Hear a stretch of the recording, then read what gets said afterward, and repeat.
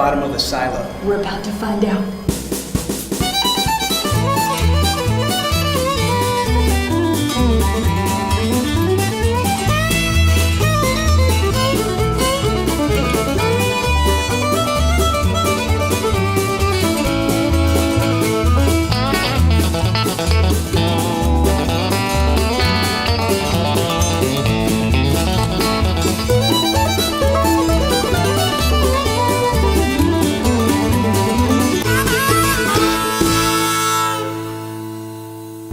Further to go. We're almost there. It takes a long time to get to Abilene.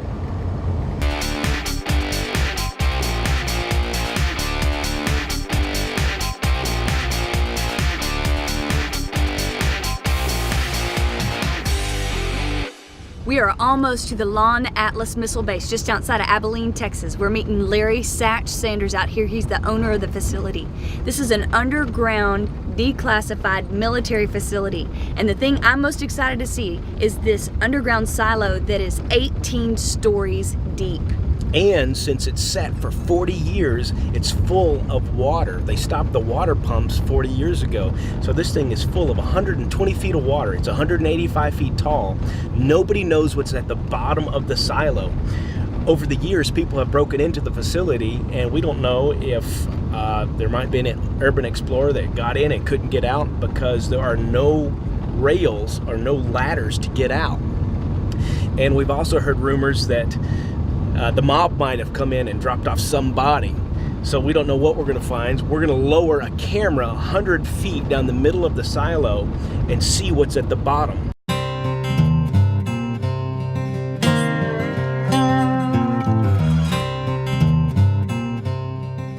If you like history and relics of the past, this episode is for you. All over the world, Texas is known for its love of freedom and tough grit personalities. Larry Satche Sanders is no exception. There's not too many people who can say they own their own missile base. The missile base was declassified in 1965 and is set vacant for over 40 years.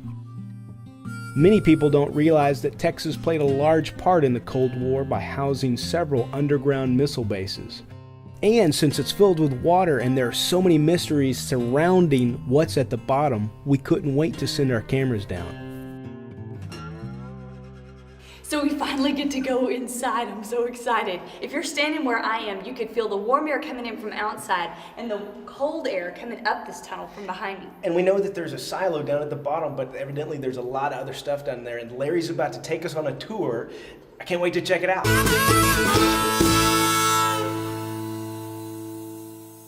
Hey, we're at the Lawn Atlas Missile Base in Abilene, Texas, and we're about to explore an ICBM missile silo. Are you ready? Hang on to your hat. After a tour of the top of the missile base, it was time to go underground. I felt a little like we were stepping into a time portal.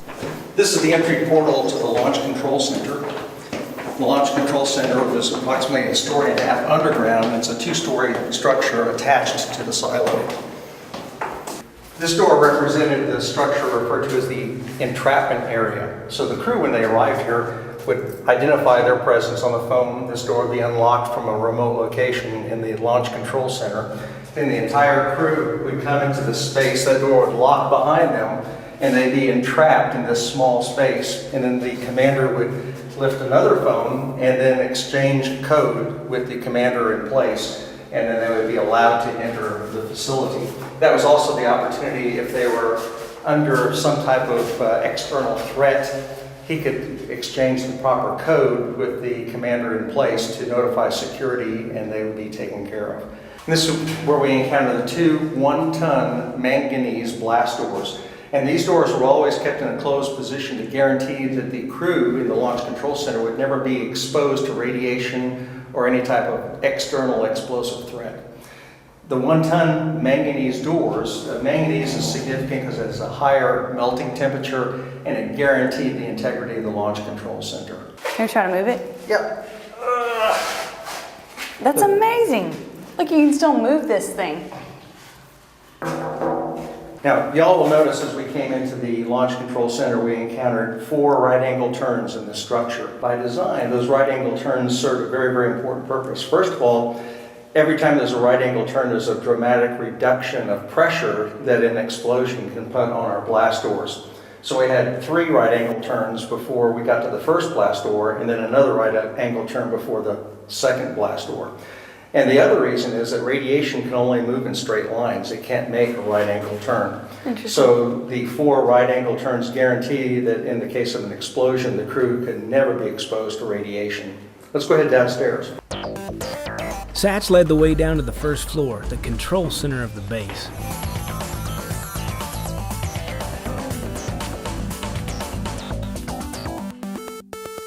Welcome to the Launch Control Center. And the Launch Control Center was the center of all the activity here and the point where all the control for the launch of the Atlas ICBM occurred.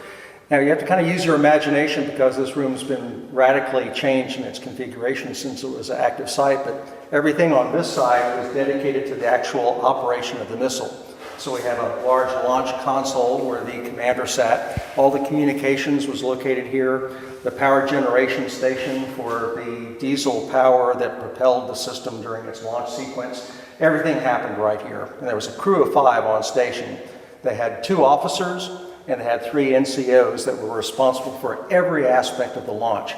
And that's a phenomenal amount of responsibility, especially when you consider 3 out of those 5 were probably under 24 years old. After touring the control center, Satche led us deeper underground. The crew of 5 that would have been here for their 24-hour shift, I'm sure thought on a regular basis of, well, in the case of a nuclear attack, is this where I will be buried? And that thought was eliminated by an emergency escape hatch that the engineers thoughtfully incorporated into the site. So that massive steel door there supported 4 tons of sand in a tube that goes to the surface. And in the case of a nuclear attack with the entryway being destroyed and the crew wanted to get out of here, they would come over and pull this lanyard device. And by pulling on that, it would unlock the door on the emergency escape hatch. 4 tons of sand would have fallen to the floor, spread out just like sands in an hourglass. They would have attached an extension ladder, and then they would have climbed out of the Launch Control Center. One of the unique design characteristics of the Launch Control Center is the fact that the 2-story building here was hung from the ceiling, and there was a massive series of air shocks at 4 points on this structure that allowed the entire 2-story structure to swing free of the external walls. So in the case of a nuclear attack or earthquake or any vibrating causing incident, everything on the floor here would be insulated from that shock. And in fact, when it was operational, you could put your hand on the wall here, push on it hard, and rock the house. So this supported 2 stories. 2 stories, exactly. So what you're telling me is that could hold my weight. Absolutely. I've got to test this out for myself. Amazing, it does. Oh, goodness. I can't catch you. Great.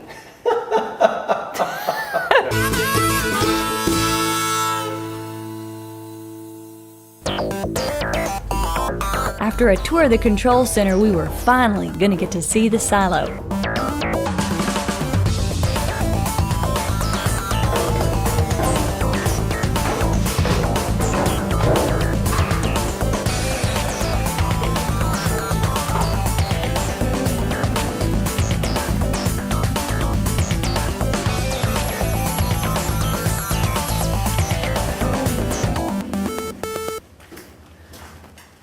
This is scary and exciting at the same time.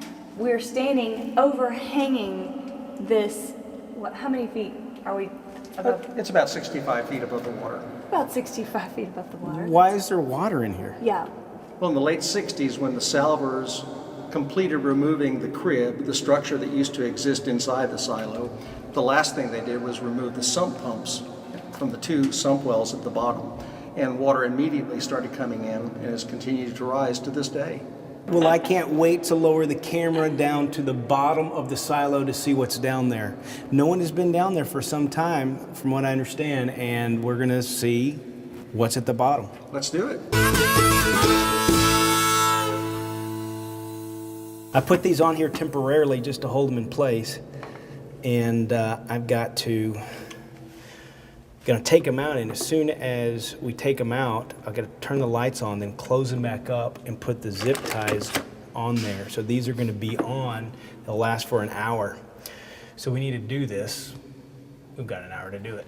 The clock was ticking and it was time to get going. We had to assemble the rig right there on site. It was difficult to prepare the equipment with the lights right in my eyes. The lights were blinding. Here's where all of our preparations would come to nothing if we couldn't pull it off.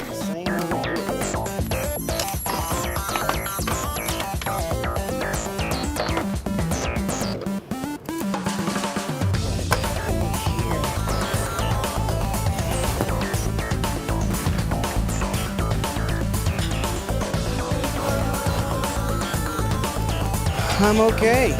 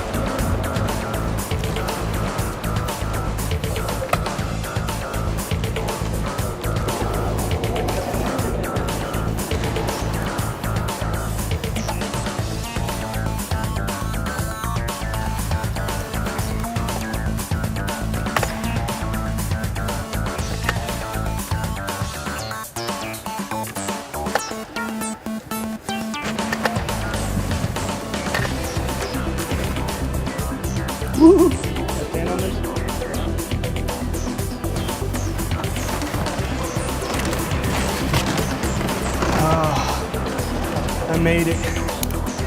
Here we go.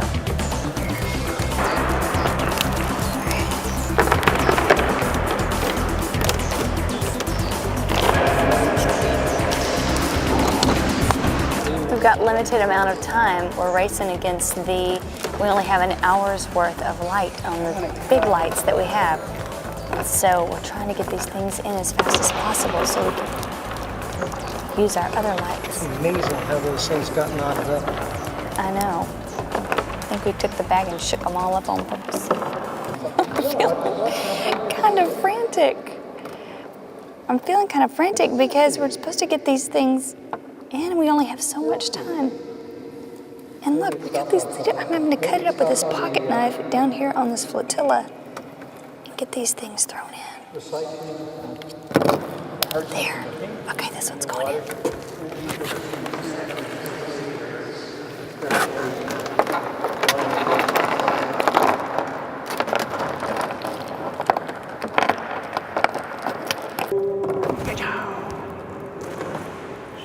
Now my favorite knot is the clove hitch because it's obviously named after me, but I'm going to be using the Moonter hitch because I didn't bring the rest of the gear down. What I have here is 150 feet of rope that I have marked with a tape at 100 feet. Now I didn't have a mechanism to measure the rope, so I went to the local hardware store, and while no one was looking, I ran it through their machine, and no one ran me off. So I know that this is accurate.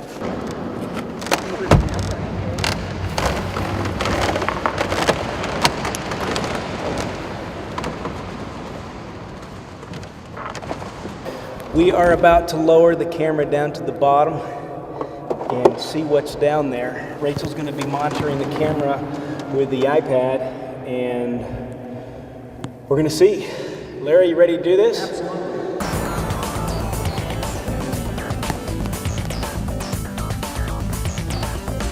There you go. Are you recording, Rachel? You hit record? We are recording. Here we go. As soon as we put the camera in the water, we lost our monitor. And we lost it.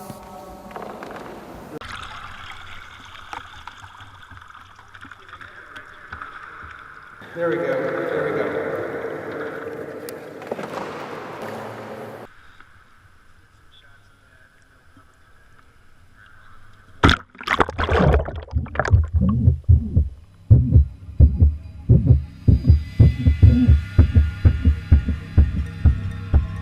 Now that sounds like a heartbeat, but that's actually the sound of the rope on the edge of the flotilla.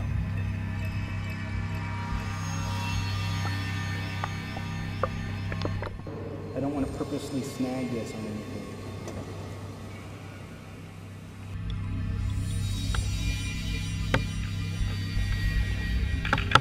The pressure was starting to build, and our lights were only rated to 100 feet. We didn't know how much more they could take.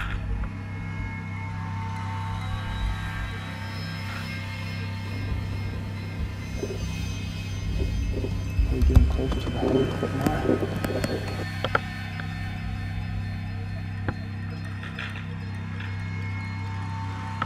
You hear that sound? That's the sound of our lighting case starting to crack.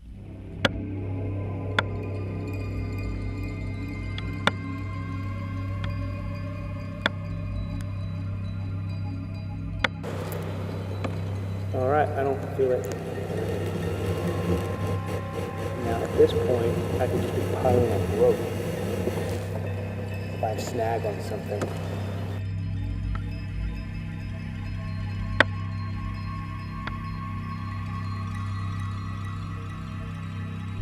I'm gonna go at least to the 100-foot mark.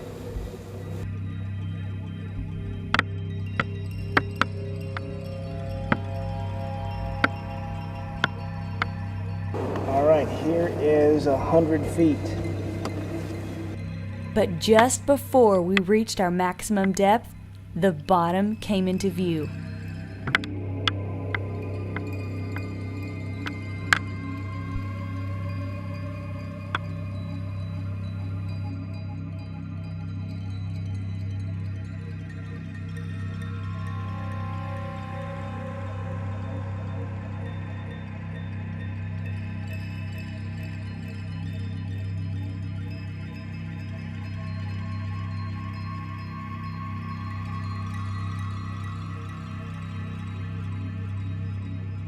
Just let it hang. I say let's keep going.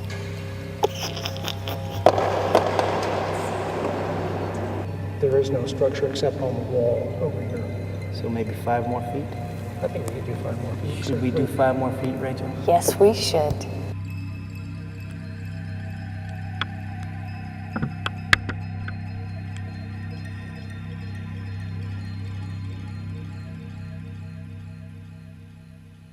We lost our monitor halfway down and didn't know that we had already hit bottom. And more importantly, we didn't realize how dangerously close we were to getting hung up. If we It's bump down. something. Okay. It's on the bottom? It's down. There's no weight on it. Okay, yeah, let's When I tugged on the rope, the rig got lodged. But we didn't even know how perilous the situation was.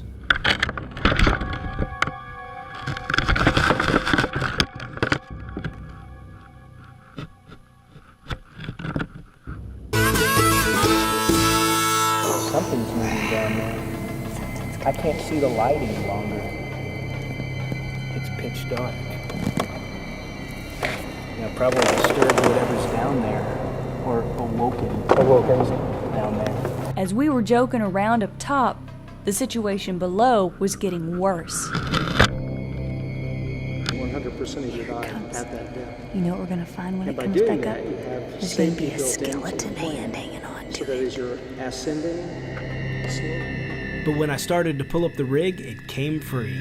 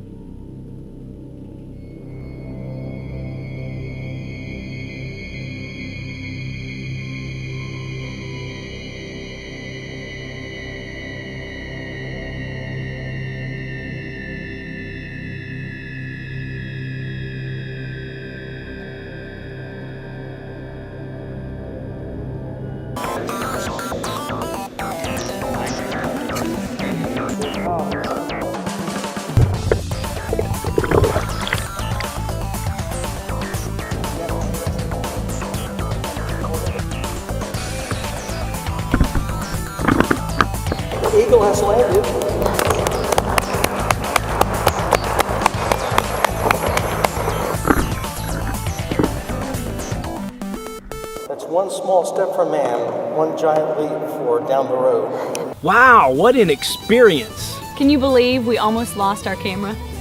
Had I known we were going to come so close to losing the camera, I wouldn't have done it. Yes, I would, because it was cool. Yes, it was. What did you see? I saw a dead body. You saw a ladder.